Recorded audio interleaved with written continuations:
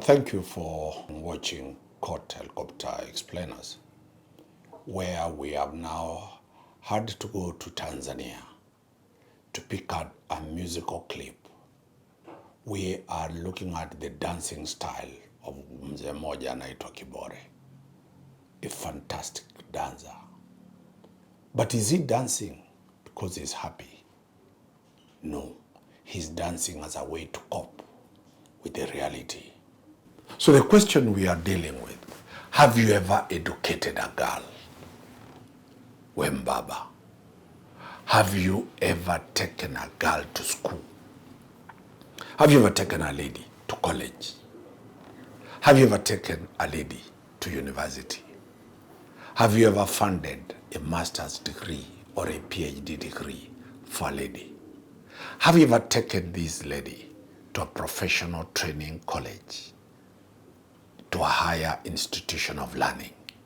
Have you looked for a job for a lady? Then she dumps you. The university students, are you feeding your colleagues who are your girlfriends? The help that you get, are you sharing together? Wale mnafanya kazi ya mjengo, do you get the evening money? You feed your woman. You take care of your woman. Have you bought a whole wardrobe of clothes for a woman, from her shoes, from her headgear, from all the clothes that she wears of fashion?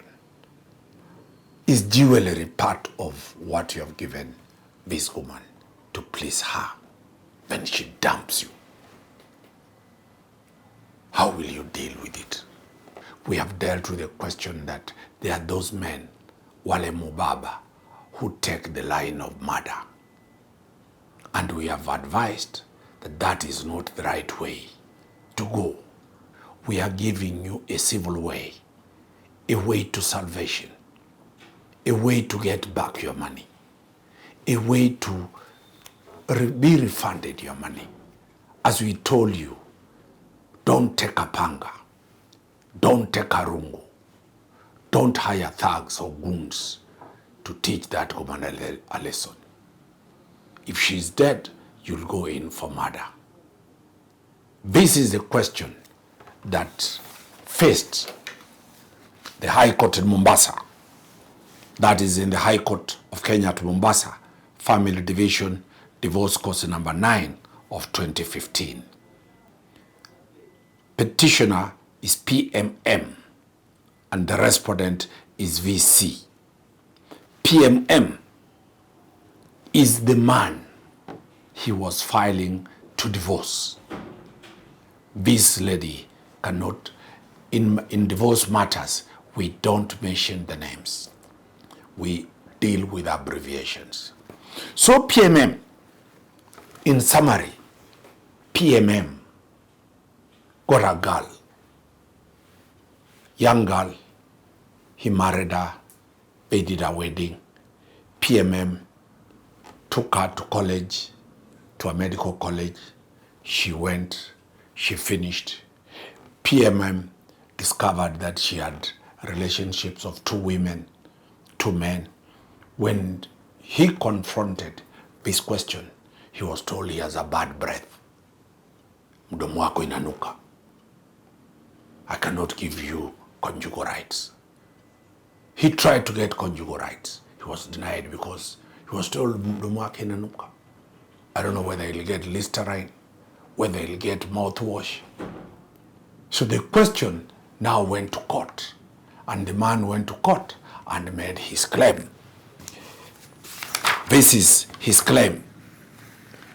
PMM in paragraph says, the respondent alleges that the petitioner deserted her marital home in Mariakani in February 2014 and went to live with a certain man in Mikindani.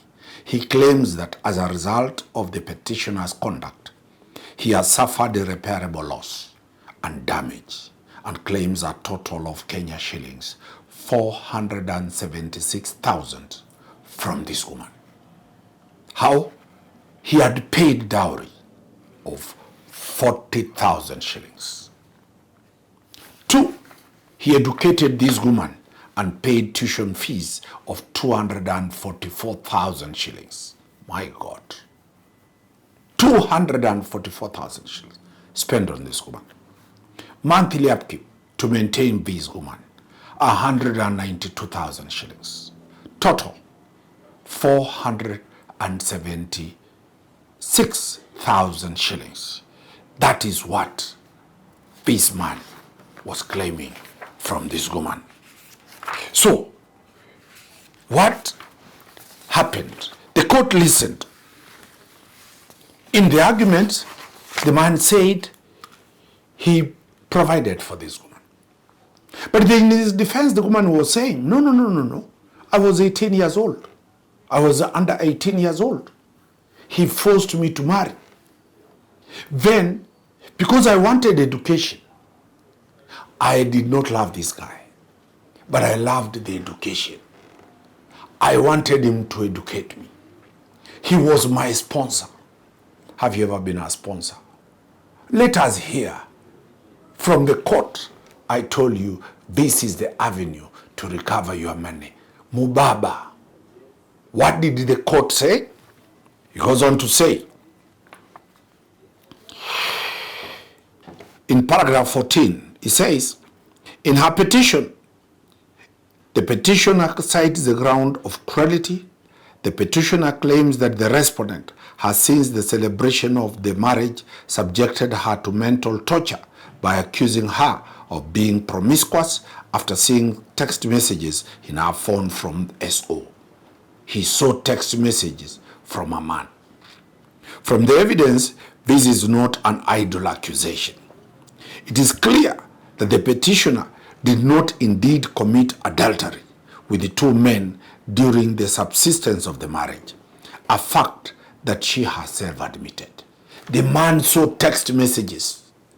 When she was asked in court, she admitted. 2. The petitioner further claims that the respondent took advantage of her young age, 18 years, and hurriedly organized a wedding 3 months after they met.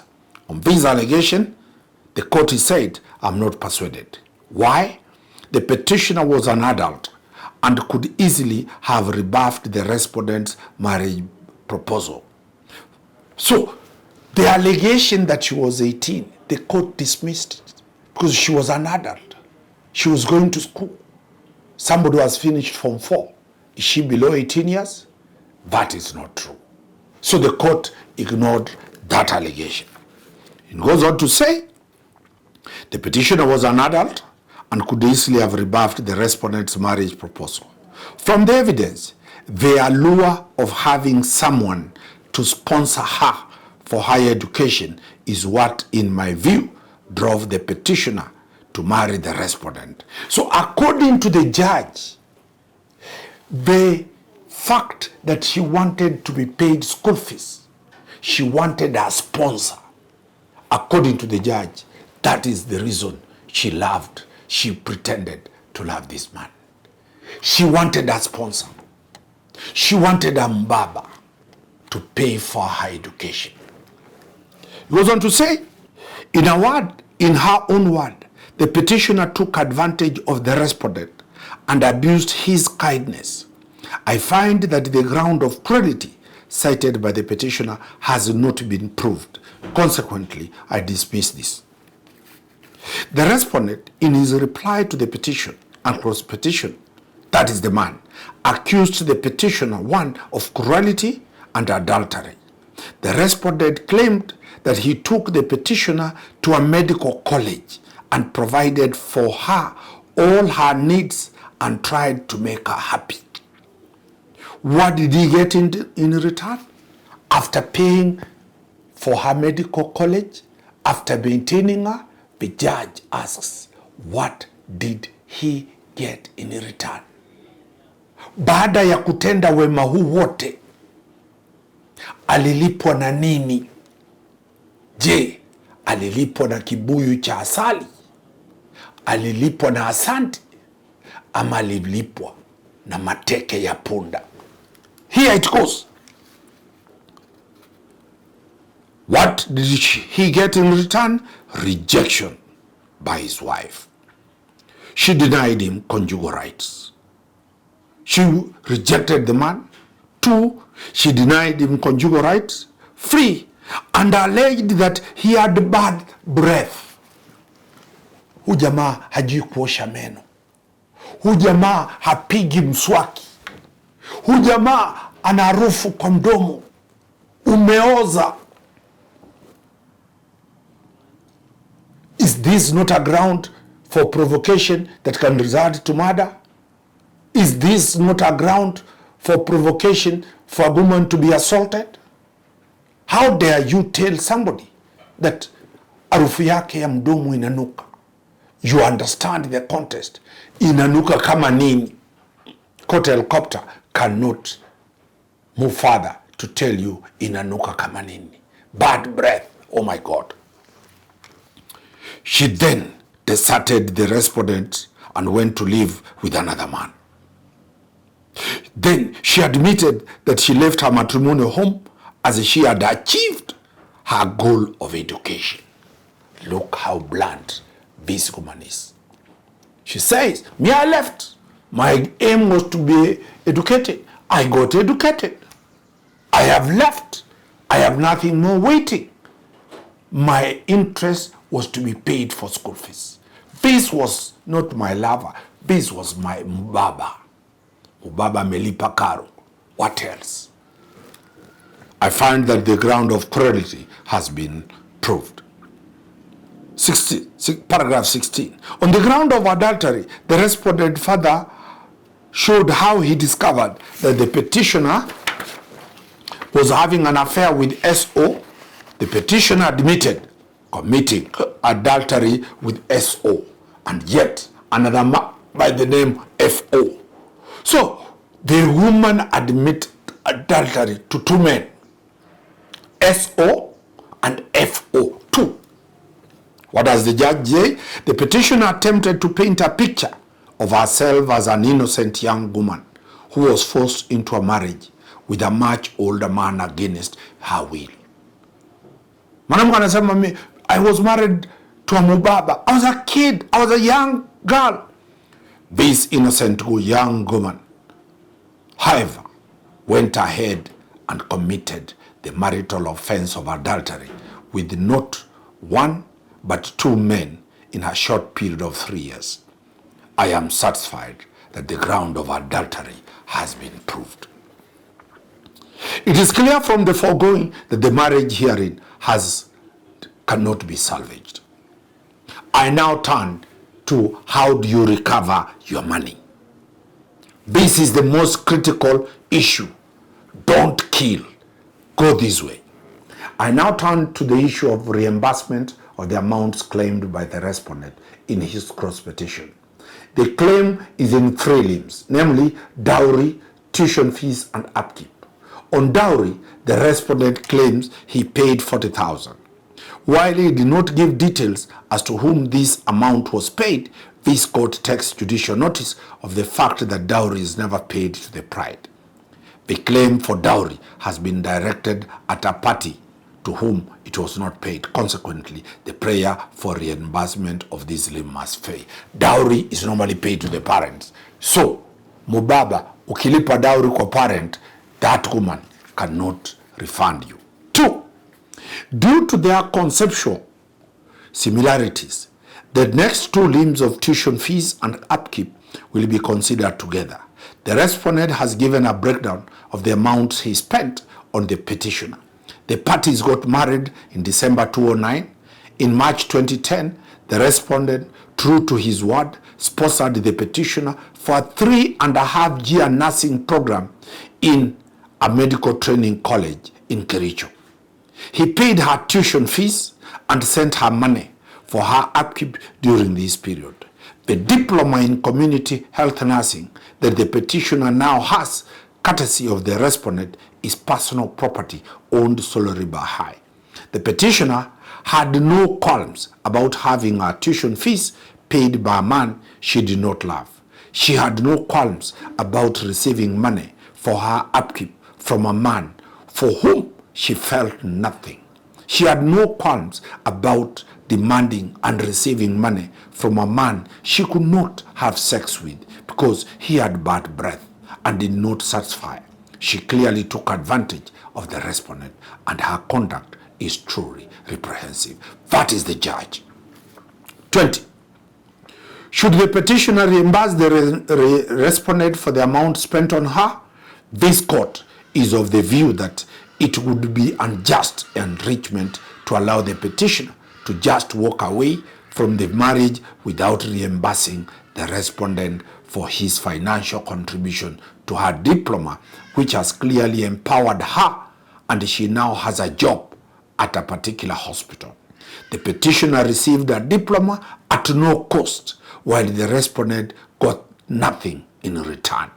The respondent perhaps wanted to empower the petitioner so that together as a husband and wife, they could have a good life. This original intention has, however, been frustrated by the breakdown in the marriage as a result of the petitioner's conduct. Finally, this is a situation where a husband sponsors the wife through nursing school, and shortly after completion, the wife petitions this court for dissolution of the marriage. The respondent invested in the petitioner's education in the hope of future family prosperity, but now has no hope for return of investment, while the wife has received the advantage of an earning capacity which she may not otherwise have had. There is a clear injustice in this matter which ought to be redressed. Accordingly, I make the following orders. The marriage solemnized at Mariakani Catholic Church, Kaloleni, on the 5th of December 009, be and C is hereby dissolved, decree nisi to issue, and the same be made absolute within 1 month. The petitioner to pay to the respondent the sum total, a whopping 336,000, being reimbursement of the amount paid by the respondent for the petitioner's tuition fees and upkeep. This is judgment delivered in Mombasa on the 9th day of February 2019 by the learned judge, Justice Mugure Thande. What are the lessons here? Do not kill anybody. If you have spent money on any woman, go to court. That is what is called unjust enrichment. Today, the Mubabas go dancing tonight. Dance the way Mzee Kibore is dancing, because salvation is now here. Court helicopter has given you the reason, and we shall be giving you how many Mubabas have gone to court and they have received their money. Do not kill, do not drink so that you go to a rehab, do not get stressed so that you become garbage, you are sacked from your job, do not commit suicide, do not become violent. The law will bring you back your money. That flat, that apartment, that Uber, that Bolt, those fashion clothes, those jewelry, you can recover them through the court process. Get an advocate who will go viciously to court to protect what you have invested on this woman. And the women, the law has captured you. Fair, we are going to deal with the law on fair. If you eat fair, don't think you can run away and you have not done what you're supposed to do. Wakili, dance Tanumari, laughing all the way, dancing all the way like Mzee Kibore, because dancing soothes the heart. Dancing removes stress. Dancing, especially passionate dancing, is medicinal, is therapeutic. Keep watching Court Helicopter. Use the courts to recover your money as a Mbaba. Thank you.